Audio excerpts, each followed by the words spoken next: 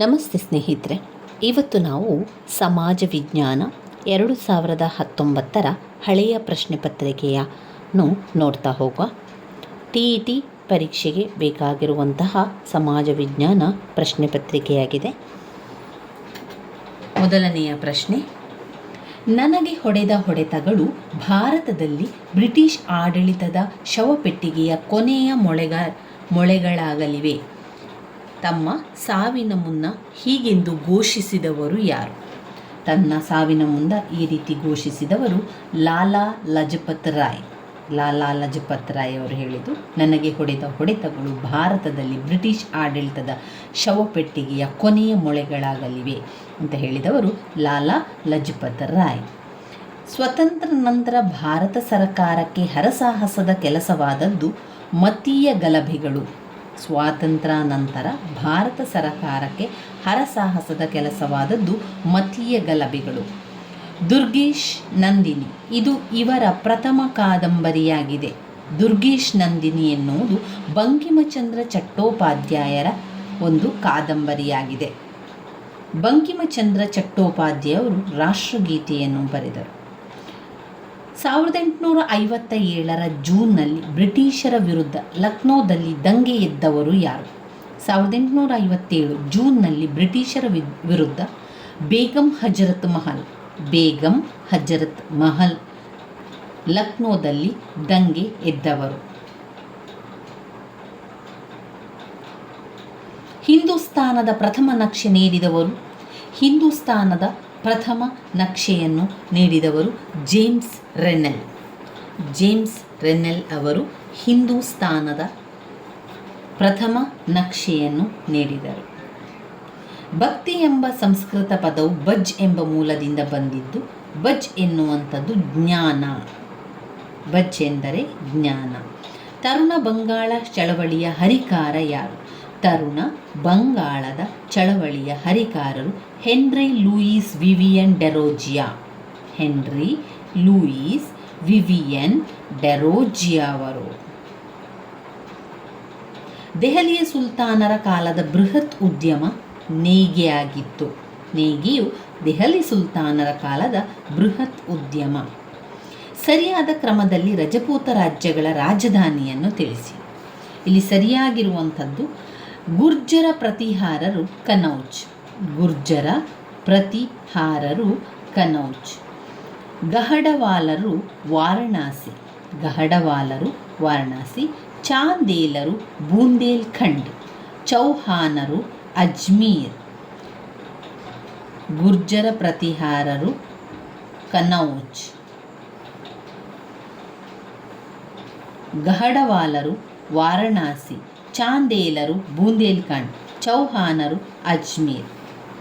ಅಲ್ಲಾವುದ್ದೀನ್ ಖಿಲ್ಜಿಯು ಸಹನಾ-ಇ ಮಂಡಿ ಎಂಬ ಉನ್ನತಾಧಿಕಾರಿಯನ್ನು ಇದೊಂದನ್ನು ನಿಯಂತ್ರಿಸಲು ನೇಮಿಸಿದನು. ಮಾರುಕಟ್ಟೆಯನ್ನು ನಿಯಂತ್ರಿಸಲು ನೇಮಿಸಿದನು. ಸಹನಾ-ಇ ಮಂಡಿಯನ್ನು ಮಾರುಕಟ್ಟೆಯನ್ನು ನಿಯಂತ್ರಿಸಲು ನೇಮಿಸಿದನು. ಪಟ್ಟದಕಲ್ಲಿನಲ್ಲಿರುವ ದೇವಾಲಯಗಳಲ್ಲಿ ಅತಿ ಪ್ರಮುಖವಾದ ದೇವಾಲಯ ವಿರೂಪಾಕ್ಷ ದೇವಾಲಯ. ಪಟ್ಟದಕಲ್ಲಿನಲ್ಲಿರುವ ದೇವಾಲಯಗಳಲ್ಲಿ ಅತಿ ಪ್ರಮುಖವಾದ ದೇವಾಲಯ ವಿರೂಪಾಕ್ಷ ದೇವಾಲಯ.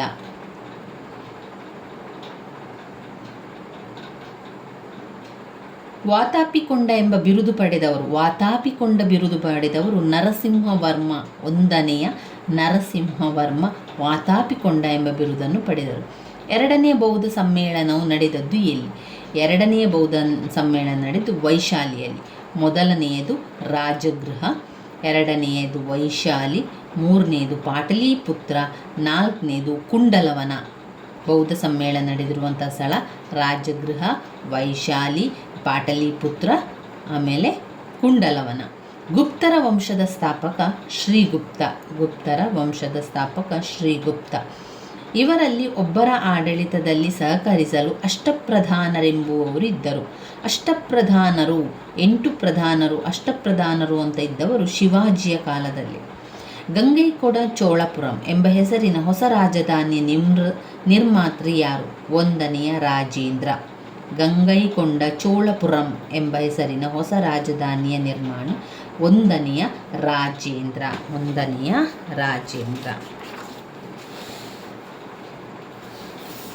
ಬುಕ್ಕರಾಯನು ಈ ದೇಶದ ರಾಜನಿಗೆ ರಾಯಭಾರಿಯನ್ನು ಕಳಿಸಿಕೊಟ್ಟನು. ಚೀನಾದ ರಾಜನಿಗೆ ಬುಕ್ಕರಾಯನು ರಾಯಭಾರಿಯನ್ನು ಕಳಿಸಿಕೊಟ್ಟದ್ದು ಚೀನಾದ ರಾಜನಿಗೆ.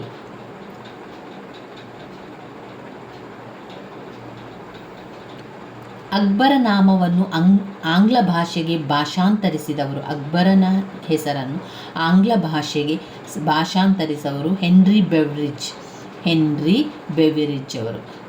ಈ ಕೆಳಗಿನವರುಗಳಲ್ಲಿ ಒಬ್ಬರು ಕೋಲ್ಕತ್ತಾದ ಆಲಿಪೋಲಿ ಮೃಗಾಲಯವನ್ನು ವ್ಯವಸ್ಥೆಗೊಳಿಸಿದವರು. ಫ್ರಾನ್ಸಿಸ್ ಬುಟಾನಂ ಕೋಲ್ಕತ್ತಾದ ಆಲಿಪೋಲಿ ಮೃಗಾಲಯವನ್ನು ವ್ಯವಸ್ಥೆಗೊಳಿಸಿದವರು ಫ್ರಾನ್ಸಿಸ್ ಬುಟಾನಂ.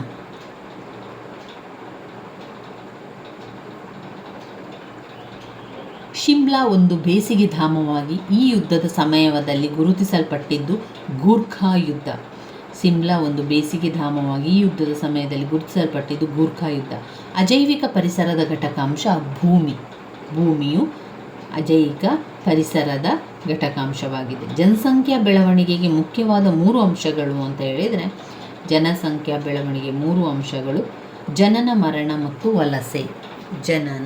ಮರಣ ಮತ್ತು ವಲಸೆಯಾಗಿರುವಂಥದ್ದು.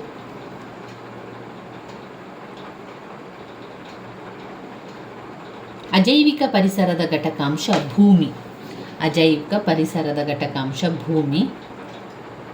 ಸಸ್ಯ, ಮಾನವ, ಪ್ರಾಣಿ ಅದು ಜೈವಿಕ ಘಟಕ, ಇದು ಅಜೈವಿಕ ಘಟಕ. ಜನಸಂಖ್ಯೆ ಬೆಳವಣಿಗೆ ಮುಖ್ಯವಾದ ಕಾರಣ ಜನನ, ಮರಣ, ವಲಸೆ. ಸೂರ್ಯ ಉದಯಿಸುವ ಕೈಗಾರಿಕೆ ಎಂದು ಕರೆಯಲ್ಪಡುವ ಕೈಗಾರಿಕೆ ಅದು ಮಾಹಿತಿ ತಂತ್ರಜ್ಞಾನವನ್ನು ನಾವೇನು ಹೇಳ್ತೇವೆ, ಸೂರ್ಯ ಉದಯಿಸುವ ಕೈಗಾರಿಕೆ ಅಂದರೆ ನಮಗೆ ಅದು ಮಾಹಿತಿ ಕೊಡ್ತಾನೆ ಹೋಗ್ತದೆ. ಈಗ ಸೂರ್ಯ ಉದಯಿಸಬೇಕಾದ್ರೆ ನಾವು ಸೂರ್ಯನನ್ನು ನೋಡಿ ಇವಾಗ ಬೆಳಗಿನ ಜಾವ, ಅದು ನಮ್ಮ ತಲೆಯ ಮೇಲ್ಗಡೆ ಬಂದರೆ ಈಗ ಮಧ್ಯಾಹ್ನದ ಜಾವ, ಅಂದರೆ ನಮಗೆ ಅದೊಂದು ಮಾಹಿತಿಯನ್ನು ಕೊಡ್ತದೆ. ಅದರಿಂದ ಅದನ್ನು ನಾವೇನು ಹೇಳ್ತೇವೆ, ಮಾಹಿತಿಯ ತಂತ್ರಜ್ಞಾನ ಅಂತ ಕರೆಯುವಂಥದ್ದು. ರೇಡಿಯೋ ತರಂಗಗಳನ್ನು ಭೂಮಿಗೆ ಹಿಂದಿರುಗಿಸಿ ವರ್ಗಾಯಿಸುವಂತಹ ಪದರ ಅದು ಉಷ್ಣತಾ ಮಂಡಲ ಆಗಿರುವಂಥದ್ದು. ಬಾಹ್ಯ ಮಂಡಲ, ಮಧ್ಯಂತರ ಮಂಡಲ, ಸಮೋಷ್ಣ ಮಂಡಲ, ಮಧ್ಯಂತರ ಮಂಡಲ, ಬಾಹ್ಯ ಮಂಡಲ, ಸಮೋಷ್ಣ ಮಂಡಲ, ಮಧ್ಯಂತರ ಮಂಡಲ, ಉಷ್ಣತಾ ಮಂಡಲ ಇರುವಂಥದ್ದು. ಓಝೋನ್ ಪದರ ಇರುವಂಥದ್ದು ಸಮೋಷ್ಣ ಮಂಡಲದಲ್ಲಿ. ಆಮೇಲೆ ರೇಡಿಯೋ ತರಂಗಗಳು ಹೋಗಿ ಪುನಃ ಹಿಂದಿರುಗಿದರೆ ಅದು ಉಷ್ಣತಾ ಮಂಡಲ ಆಗಿರುತ್ತದೆ.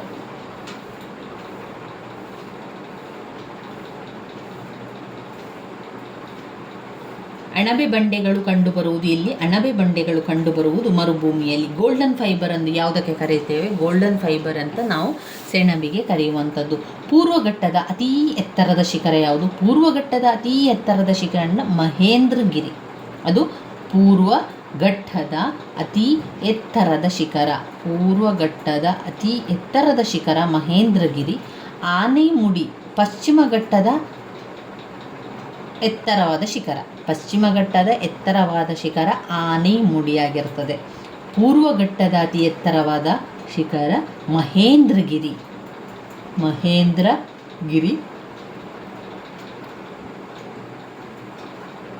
ಅದು ಪೂರ್ವಘಟ್ಟದ್ದಾಗಿರ್ತದೆ ಮಹೇಂದ್ರಗಿರಿ. ಆಮೇಲೆ ಪಶ್ಚಿಮ ಘಟ್ಟದ್ದು ಆನೆಮುಡಿಯಾಗಿರ್ತದೆ. ಪ್ರಥಮ ಯಶಸ್ವಿ ಯಾಂತ್ರೀಕೃತ ಬಟ್ಟೆಯ ಗಿರಣಿ ಸ್ಥಾಪಿಸಿದವರು ಮುಂಬೈಯಲ್ಲಿ. ಬಟ್ಟೆಯ ಗಿರಣಿ ಸ್ಥಾಪನೆಯಾದದ್ದು ಮುಂಬೈ. ಕರಗಿದ ಲಾವಾರಸದಿಂದ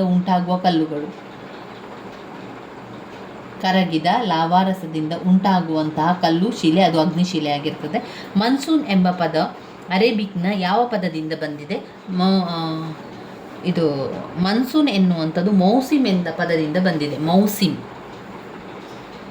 ಮನ್ಸೂನ್ ಎಂಬ ಪದವು ಮೌಸಿಮ್ ಎಂಬ ಪದದಿಂದ ಬಂದಿದೆ. ಮೌಸಿಮ್. ಬಾಕ್ಸೈಟ್ ಅದಿರನ್ನು ಈ ವಸ್ತುವಿನ ಉತ್ಪಾದನೆಗೆ ಬಳಸುತ್ತಾರೆ. ಅಲ್ಯೂಮಿನಿಯಂ ವಸ್ತುವಿನ ಉತ್ಪಾದನೆಗೆ ಬಾಕ್ಸೈಟನ್ನು ಅಲ್ಯೂಮಿನಿಯಂ ಉತ್ಪಾದನೆಗೆ ಬಳಸುತ್ತಾರೆ. ಪ್ರಪಂಚದಲ್ಲಿ ಹೆಚ್ಚು ತಾಮ್ರ ಉತ್ಪಾದನೆಯ ದೇಶ ಚಿಲಿಯಲ್ಲಿ ಹೆಚ್ಚು ತಾಮ್ರವನ್ನು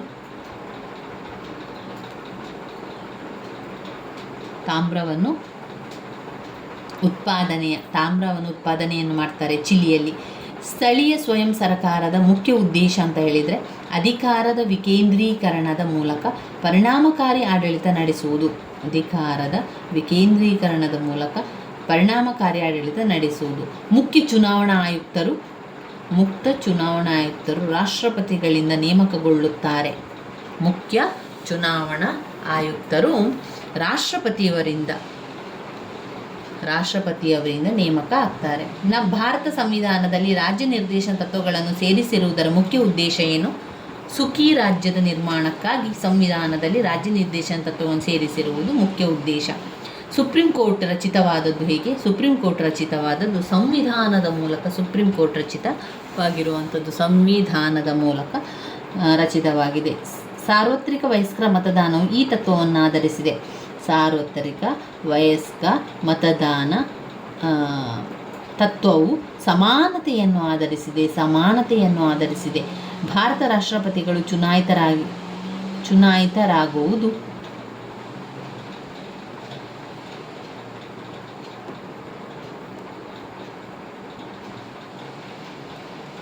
ಭಾರತದ ರಾಷ್ಟ್ರಪತಿಗಳು ಚುನಾಯಿತರಾಗುವುದು ಸಂಸತ್ತಿನ ಮತ್ತು ಎಲ್ಲ ರಾಜ್ಯ ವಿಧಾನಸಭೆಯ ಚುನಾಯಿತ ಸದಸ್ಯರುಗಳಿಂದ.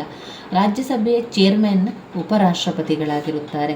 ನಮ್ಮ ಸಂವಿಧಾನ ಪ್ರಸ್ತಾವನೆಯಲ್ಲಿ ಬರುವ ಹೇಳಿಕೆಗಳು ಸಾರ್ವಭೌಮ, ಸಮಾಜವಾದಿ, ಜಾತ್ಯತೀತ, ಪ್ರಜಾಪ್ರಭುತ್ವ, ಗಣರಾಜ್ಯ. ಇತಿಹಾಸವು ವೈಜ್ಞಾನಿಕ ಅಧ್ಯಯನ ಮತ್ತು ಗತಕಾಲದ ಸಂಪೂರ್ಣ ದಾಖಲೆ ಅಂತ ಹೇಳಿದವರು ಘೋಷ್ ಅವರು. ಇತಿಹಾಸವು ವೈಜ್ಞಾನಿಕ ಅಧ್ಯಯನ ಮತ್ತು ಗತಕಾಲದ ಸಂಪೂರ್ಣ ದಾಖಲೆ ಅಂತ ಹೇಳಿದವರು ಘೋಷ್ ಅವರು. ಕಾಲ, ಸ್ಥಳ ಮತ್ತು ಸಮಾಜದ ಪ್ರಜ್ಞೆಯನ್ನು ಮೂಡಿಸುವಂತಹ ವಿಷಯ ಇತಿಹಾಸವಾಗಿದೆ. ಕಾಲ, ಸ್ಥಳ, ಸಮಾಜದ ಪ್ರಜ್ಞೆಯನ್ನು ಮೂಡಿಸುವ ವಿಷಯ ಇತಿಹಾಸ. ಘಟನೆಗಳು ಮತ್ತು ವರ್ಷವನ್ನು ಪ್ರಸ್ತುತದಿಂದ ಹಿಂದಕ್ಕೆ ಕ್ರಮಾನುಗತವಾಗಿ ಪ್ರತಿನಿಧಿಸುವಂತಹ ಕಾಲರೇಖೆ ಪ್ರತಿಗಾಮಿ ಕಾಲರೇಖೆ. ಘಟನೆಗಳು ಮತ್ತು ವರ್ಷವನ್ನು ಪ್ರಸ್ತುತದಿಂದ ಹಿಂದಕ್ಕೆ ಕ್ರಮಾನುಗತವಾಗಿ ಪ್ರತಿನಿಧಿಸುವ ಕಾಲರೇಖೆ ಪ್ರತಿಗಾಮಿ ಕಾಲರೇಖೆ. ಹೋಲಿಸುವವನು ಮತ್ತು ವ್ಯತ್ಯಾಸಿಸುವವನು, ಇದು ಕಂಡುಬರುವುದು ಬೋಧನಾ ತಿಳುವಳಿಕೆಯ ಉದ್ದೇಶ. ಹೋಲಿಸುವಂಥದ್ದು, ವ್ಯತ್ಯಾಸಿಸುವಂಥದ್ದು.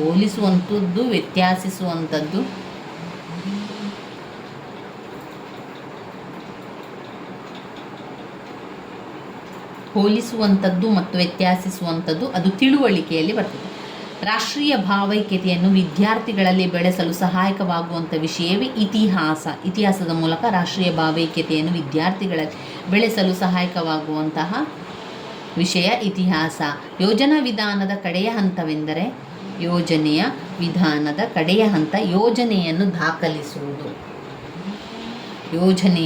ದಾಖಲಿಸುವುದು. ಸಮಸ್ಯೆ ವಿಧಾನದ ಕಡೆಯ ಹಂತ ಯಾವುದು? ನಿರ್ಣಯ ತೆಗೆದುಕೊಳ್ಳುವಿಕೆ ಅದು ಯೋಜನಾ ವಿಧಾನದ ಕಡೆಯ ಹಂತ. ಯೋಜನಾ ವಿಧಾನವನ್ನು ಮಾಡಿದರು ಕಿಲ್ಪ್ಯಾಟ್ರಿಕ್ ಅವರು. ಸಮಸ್ಯೆ ವಿಧಾನದ ಕಡೆಯ ಹಂತ ನಿರ್ಣಯವನ್ನು ತೆಗೆದುಕೊಳ್ಳುವಿಕೆ. ಯೋಜನಾ ವಿಧಾನಗಳನ್ನು ಅಭಿವೃದ್ಧಿಪಡಿಸಲು ಪರಿಪೂರ್ಣಗೊಳಿಸಿದವರು ಕಿಲ್ಪ್ಯಾಟ್ರಿಕ್. ತಮ್ಮ ಸ್ಥಳ, ಪರ್ವತಗಳ ಬಗ್ಗೆ ವಿದ್ಯಾರ್ಥಿಗಳಲ್ಲಿ ಗೌರವವನ್ನು ವೃದ್ಧಿಸಲು ಸಹಾಯ ಮಾಡುವ ಭೂಗೋಳಶಾಸ್ತ್ರದ ಬೋಧನಾ ವಿಧಾನವೇ ಪ್ರಾಂತೀಯ ವಿಧಾನ.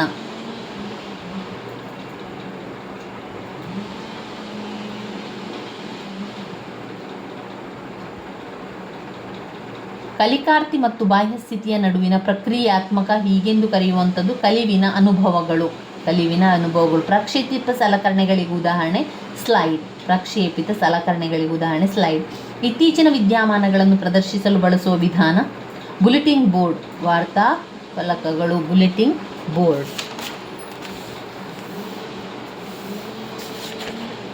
ಸಮಾಜ ವಿಜ್ಞಾನ ವಿಷಯವನ್ನು ನಿರಂತರ ವೃತ್ತವಾಗಿ ವ್ಯವಸ್ಥೆಗೊಳಿಸುವಂತಹ ವ್ಯವಸ್ಥೆ ಏಕಕೇಂದ್ರೀಕೃತ ಮಾರ್ಗ. ಸಂಘಟಿತ ತೀರ್ಮಾನ ತೆಗೆದುಕೊಳ್ಳಲು ಸೂಕ್ತ ವಿಧಾನ ಅಂದರೆ ಚರ್ಚಾ ವಿಧಾನ. ಸಂಘಟಿತ ತೀರ್ಮಾನ ತೆಗೆದುಕೊಳ್ಳಲು ಸೂಕ್ತ ವಿಧಾನ ಅದು ಚರ್ಚಾ ವಿಧಾನ. 3 ಆಯಾಮಗಳ ಬೋಧನಾ ಸಲಕರಣೆಗೆ ಉದಾಹರಣೆ ಮಾದರಿ. 3 ಆಯಾಮಗಳ ಬೋಧನಾ ಸಲಕರಣೆಗೆ ಉದಾಹರಣೆ ಮಾದರಿ. ವಿದ್ಯಾರ್ಥಿಯಲ್ಲಿ ಸ್ಥಳದ ಸಂಬಂಧವನ್ನು ವೃದ್ಧಿಗೊಳಿಸಲು ಸಹಾಯ ಮಾಡುವ ಸಾಧನ ಭೂಪಟಗಳು. ವಿದ್ಯಾರ್ಥಿಗಳಲ್ಲಿ ಸ್ಥಳದ ಸಂಬಂಧ ವೃದ್ಧಿಗೊಳಿಸಲು ಸಹಾಯ ಮಾಡುವ ಸ್ಥಳದ ಬಗ್ಗೆ ನಿಮಗೆ ಅರಿವನ್ನು ಮೂಡಿಸಬೇಕು ಅಂದರೆ ನಾವು ಭೂಪಟವನ್ನು ತೋರಿಸಬೇಕು ಮಕ್ಕಳಿಗೆ. ವಿದ್ಯಾರ್ಥಿಗಳಲ್ಲಿ ಕಾಲ ಮತ್ತು ಸ್ಥಳದ ಬಗ್ಗೆ ತಿಳಿಸ್ಕೊಡ್ಬೇಕು ಅಂದರೆ ಅದು ಭೂಗೋಳಶಾಸ್ತ್ರ ಆಗಿರುತ್ತದೆ. ವಿದ್ಯಾರ್ಥಿಗಳ ಕಲಿಕೆಯ ಮಟ್ಟವನ್ನು ಅಳೆಯುವ ಪರೀಕ್ಷೆ ಸಾಧನಾ ಪರೀಕ್ಷೆ. ಕಲಿಕಾರ್ಥಿಯಲ್ಲಿ ಕಲಿಕೆಯ ಮಟ್ಟವನ್ನು ಅಳೆಯಲು ಪರೀಕ್ಷಿಸುವುದೆಂದರೆ ಅದು ನೈದಾನಿಕ ಪರೀಕ್ಷೆ. ಕಲಿಕೆಯ ಮಟ್ಟವನ್ನು ಅಳೆಯಲು ಪರೀಕ್ಷಿಸುವಿಕೆ ನೈದಾನಿಕ ಪರೀಕ್ಷೆ. ಸ್ಪರ್ಧಾತ್ಮಕ ಸಹಕಾರ ಒಪ್ಪಂದ ನಿರ್ದೇಶನ ಉದ್ದೇಶಗಳನ್ನು ಹೊಂದಿರುವ ಬೋಧನಾ ವಿಧಾನ ಚರ್ಚಾ ವಿಧಾನ. ಸ್ಪರ್ಧಾತ್ಮಕ ಸಹಕಾರ ಒಪ್ಪಂದ ಮತ್ತು ನಿಗದಿತ ಉದ್ದೇಶಗಳನ್ನು ಹೊಂದಿರುವ ಬೋಧನಾ ವಿಧಾನ ಅಂತ ಹೇಳಿದರೆ ಅದು ಚರ್ಚಾ ವಿಧಾನ. ಇವಿಷ್ಟು ಸಮಾಜ ವಿಜ್ಞಾನದ ಹಳೆಯ ಪ್ರಶ್ನೆ ಪತ್ರಿಕೆಯಲ್ಲಿ ಬಂದಿರುವಂತಹ ಪ್ರಶ್ನೆ. TET 2019 ಸಮಾಜ ವಿಜ್ಞಾನ ಪ್ರಶ್ನೆ ಪತ್ರಿಕೆಯಾಗಿದೆ. ನನ್ನ ವಿಡಿಯೋಸ್ ಎಲ್ಲ ನಿಮಗೆ ಇಷ್ಟ ಆಗಿದ್ದರೆ ಲೈಕ್ ಕೊಡಿ, ಶೇರ್ ಮಾಡಿ, ಸಬ್ಸ್ಕ್ರೈಬ್ ಮಾಡಲಿಕ್ಕೆ ಮರಿಬೇಡಿ ಸ್ನೇಹಿತರೆ. ಧನ್ಯವಾದಗಳು.